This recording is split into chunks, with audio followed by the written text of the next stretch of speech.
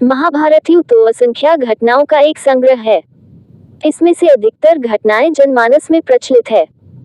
उन अधिकतर में भी हम यहाँ आपके लिए प्रस्तुत कर रहे हैं कुछ ऐसी घटनाएं जिन्हें आज भी समय समय पर प्रसंगवश याद किया जाता है, जैसे द्रौपदी के स्वयंवर, गांधारी का शाप, शिखंडी का सहयोग, गीता का ज्ञान आदि।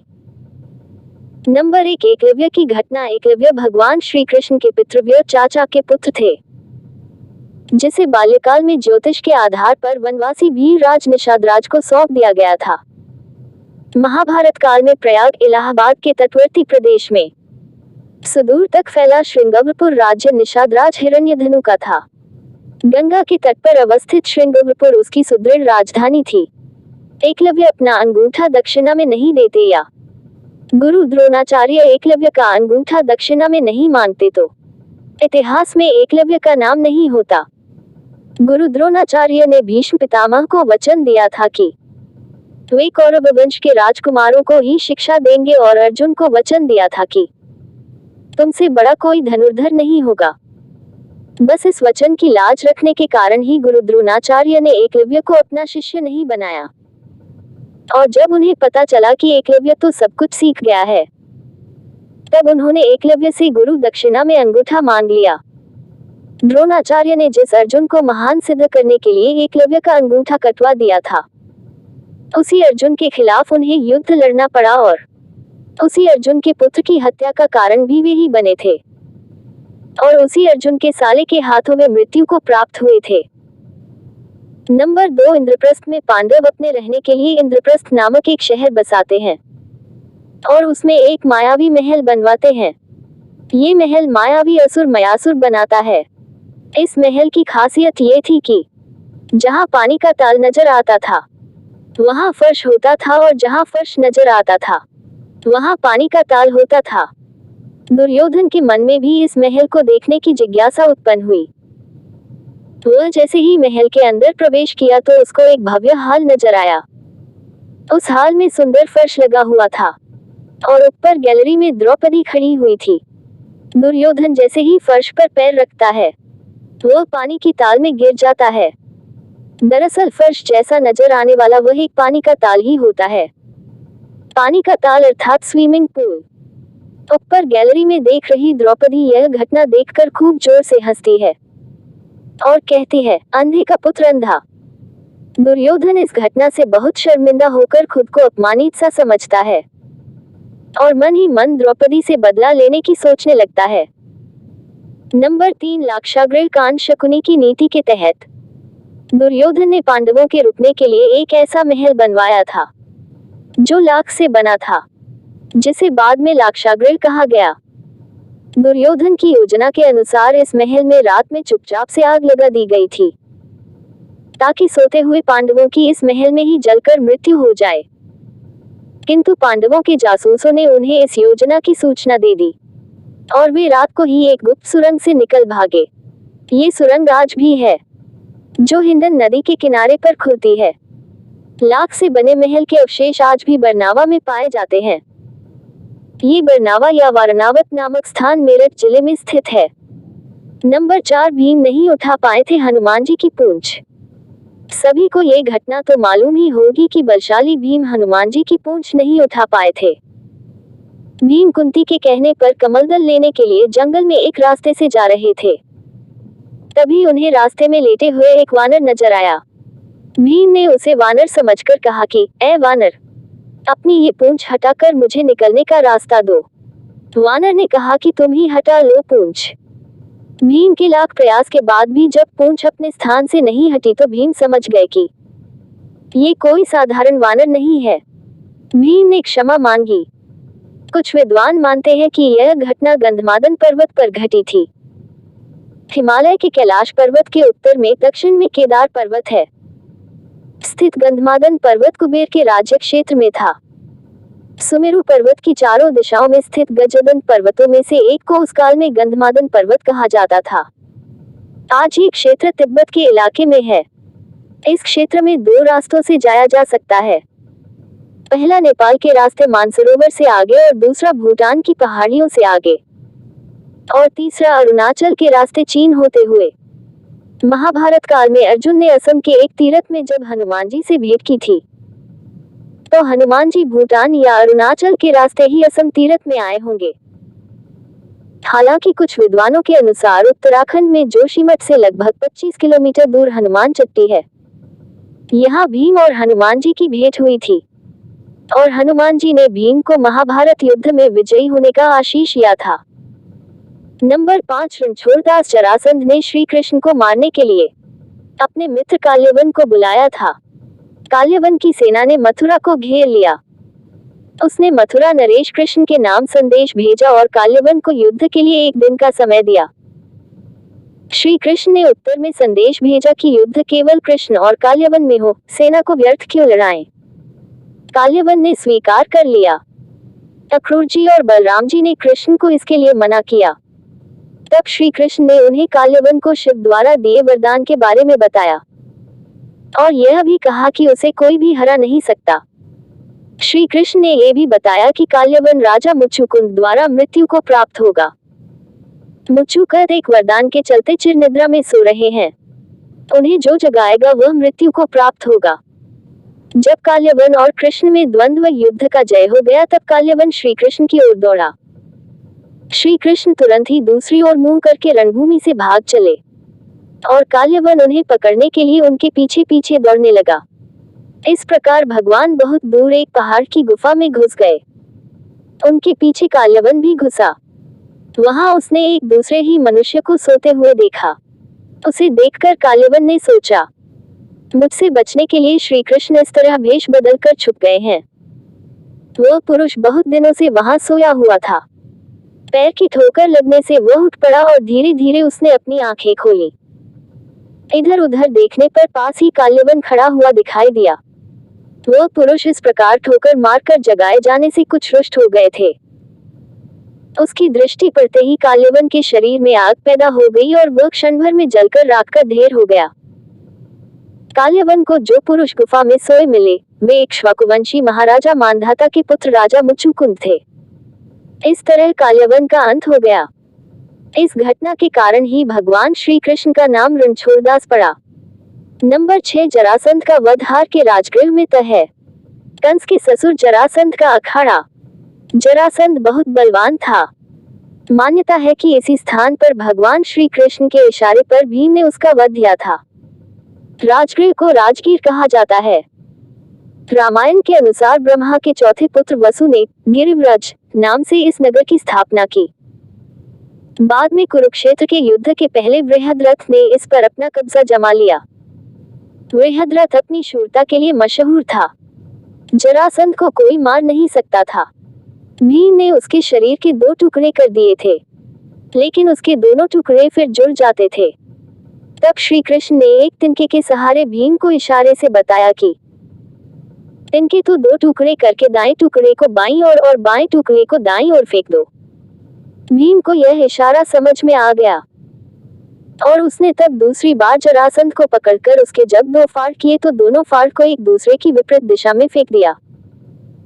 नंबर 7, चीरहरण। महाभारत में द्यूत क्रीड़ा के समय युधिष्ठिर ने द्रौपदी को दांव पर लगा दिया और दुर्योधन की ओर से मामा शकुनी ने द्रौपदी को जीत लिया। उस समय दुशासन द्रौपदी को बालों से पकड़कर घसीटते हुए सभा में ले आया।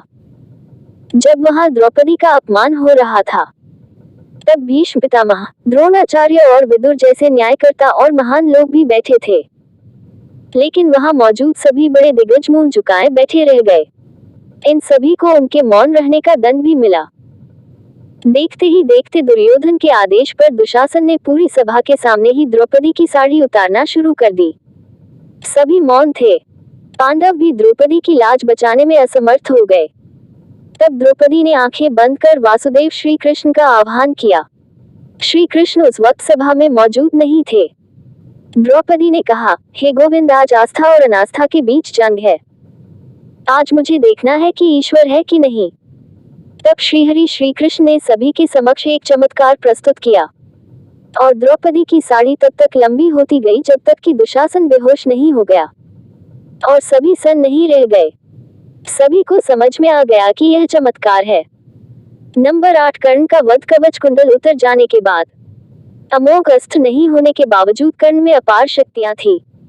युद्ध के 17वें दिन शल्य को कर्ण का सारथी बनाया गया। इस दिन कर्ण भीम और युधिष्ठिर को हराकर कुंती को दिए वचन को स्मरण कर उनके प्राण नहीं लेता है। बाद में वह अर्जुन से युद्ध करने लग जाता है। कर्ण तथा अर्जुन के मध्य भयंकर युद्ध होता है।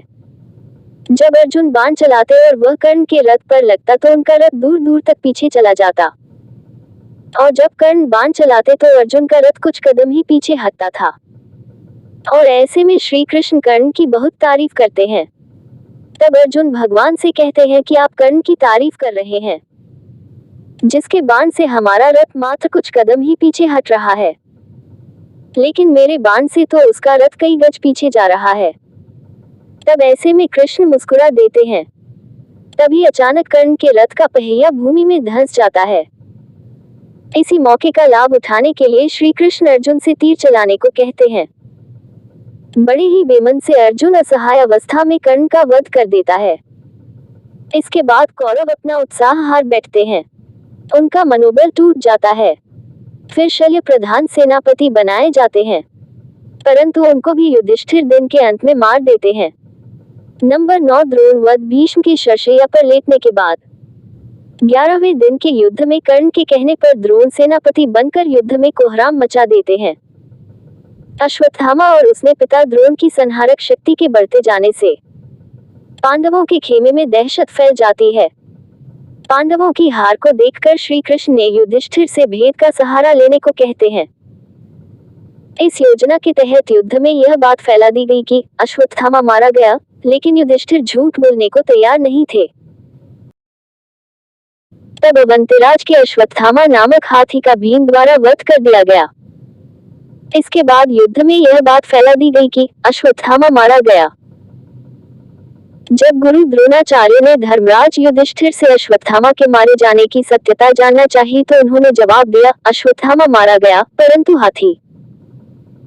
श्री कृष्ण ने उसी समय शंखनाद किया, जिसके शोर के चलते गुरु द्रोणाचार्य आखिरी शब्द हाथी नहीं सुन पाए और उन्होंने समझा मेरा पुत्र मारा गया।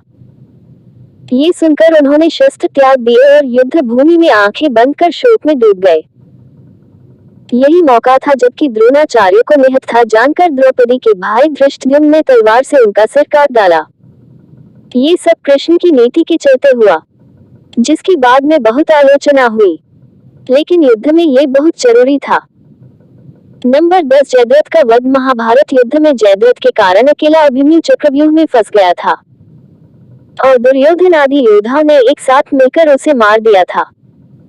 इस जघन्य अपराध के बाद अर्जुन प्रण लेते हैं कि अगले दिन सूर्यास्त से पहले जयद्रथ का वध नहीं कर पाया तो मैं स्वयं अपनी समाधि ले लूंगा। इस प्रतिज्ञा से कौरवों में हर्ष व्याप्त हो जाता है और पांडवों में निराशा फैल जाती है। कौरव किसी भी प्रकार से जयद्रथ को सूर्यास्त तक बचाने और छुपाने में लग जाते हैं। जब काफी समय तक अर्जुन जयद्रथ तक नहीं पहुंच पाया तो श्री कृष्ण ने अपनी माया से सूर्य को कुछ देर के लिए छिपा दिया, जिससे ऐसा लगने लगा कि सूर्यास्त हो गया। सूर्यास्त समझकर जयद्रथ खुद ही अर्जुन के सामने हंसता हुआ घमंड से आ खड़ा होता है। तभी उसी समय सूर्य पुनः निकल आता है और अर्जुन तुरंत ही जयद्रथ का वध कर देता है। नंबर 11 बर्बरीक का शीश। युद्ध के मैदान में भीम पौत्र बर्बरीक दोनों खेमों के मध्य बिंदु एक पीपल के वृक्ष के नीचे खड़े हो गए और यह घोषणा कर डाली कि मैं उस पक्ष की तरफ से लड़ूंगा जो हार रहा होगा। बर्बरीक का एक तीर ही युद्ध के लिए काफी था। उसके इस चमत्कार को देखकर भगवान श्री कृष्ण ये सोचने लगते हैं कि बर्बरीक प्रतिज्ञावश हारने वाले का साथ देगा। यदि कौरव हारते हुए नजर आए तो फिर पांडवों के लिए संकट खड़ा हो जाएगा, और यदि जब पांडव बर्बरीक के सामने हारते नजर आए तो फिर वो पांडवों का साथ देगा। इस तरह वह दोनों ओर की सेना को एक ही तीर से खत्म कर देगा। तब भगवान श्री कृष्ण ब्राह्मण का भेष बनाकर सुबह बर्बरीक के शिविर के द्वार पर पहुंच गए और दान मांगने लगे। बर्बरीक भी कर्ण की तरह दानवीर था। बर्बरीक ने कहा, मांगो ब्राह्मण, क्या चाहिए? ब्राह्मण रूपी कृष्ण ने कहा कि तुम दे न सकोगे, लेकिन बर्बरीक कृष्ण के जाल में फंस गए और कृष्ण ने उससे उसका शीश मांग लिया। बर्बरीक द्वारा अपने पितामह पांडवों की विजय हेतु स्वेच्छा के साथ शीश दान कर दिया। बर्बरीक के इस बलिदान को देखकर दान के पश्चात श्री कृष्ण ने बर्बरीक को कलयुग में स्वयं के नाम से पूजित होने का वर दिया। आज बर्बरीक को खाटू श्याम के नाम से पूजा जाता है। जहां कृष्ण ने उसका शीश रखा था उस स्थान का नाम खाटू है। नंबर 12, दुर्योधन को जंघा से 2 फाड़ करना। यदि दुर्योधन का संपूर्ण शरीर वज्र के समान बन जाता तो फिर उसका कोई कुछ नहीं बिगाड़ सकता था। दरअसल दुर्योधन की माता गांधारी ने अपने पुत्र को अपने पास नग्न अवस्था में बुलाया था ताकि वह अपनी आंखों के तेज से अपने पुत्र का शरीर वज्र के समान कठोर कर दे। माता की आज्ञा का पालन करने के लिए दुर्योधन भी नग्न अवस्था में ही जा रहा था।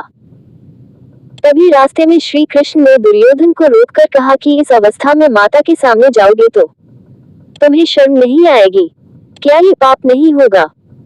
ये सुनकर दुर्योधन ने अपने पेट के नीचे जांघ वाले हिस्से पर केले का पत्ता लपेट लिया और इसी अवस्था में गांधारी के सामने पहुंच गया। गांधारी ने अपनी आंखों पर बंधी पट्टी खोलकर दुर्योधन के शरीर पर दिव्य दृष्टि डाली।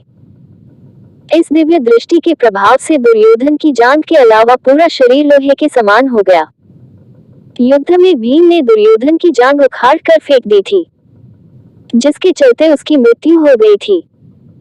नंबर 13, अश्वत्थामा को शाप। महाभारत में द्रोण पुत्र अश्वत्थामा एक ऐसा योद्धा था जो अकेले के ही दम पर संपूर्ण युद्ध लड़ने की क्षमता रखता था। जब युद्ध के अंत में अश्वत्थामा को सेनापति बनाया तो उसने युद्ध के नियम के विपरीत एक रात्रि में ही पांडवों की बची लाखों सेनाओं, पुत्रों और गर्भ में पल रहे पांडवों के पुत्रों तक को मौत के घाट उतार दिया था। उसने ब्रह्मास्त्र छोड़े जाने का दुस्साहस भी किया था, जिसके जवाब में अर्जुन ने भी ब्रह्मास्त्र छोड़ दिया था। वेद व्यास दोनों को सलाह दी कि इससे धरती का विनाश हो जाएगा, अतः अपने ब्रह्मास्त्र वापस लो। अर्जुन ने तो अपना ब्रह्मास्त्र वापस ले लिया, लेकिन अश्वत्थामा को ब्रह्मास्त्र वापस लेना नहीं याद था, तो उसने उसे अर्जुन के पुत्र अभिमन्यु की पत्नी उत्तरा के गर्भ पर उतार दिया, जिसके चलते गर्भस्थ शिशु मारा गया। अश्वत्थामा के इस नरसंहार के बाद पांडवों में विरक्ति का भाव आ गया था। वे जीतकर भी हार गए थे, उनका सब कुछ नष्ट हो गया था। यही कारण था कि श्री कृष्ण ने अश्वत्थामा को 3000 वर्षों तक कोढ़ी के रूप में रहकर भटकने का शाप दे दिया और उत्तरा के गर्भ को पुनः जीवित कर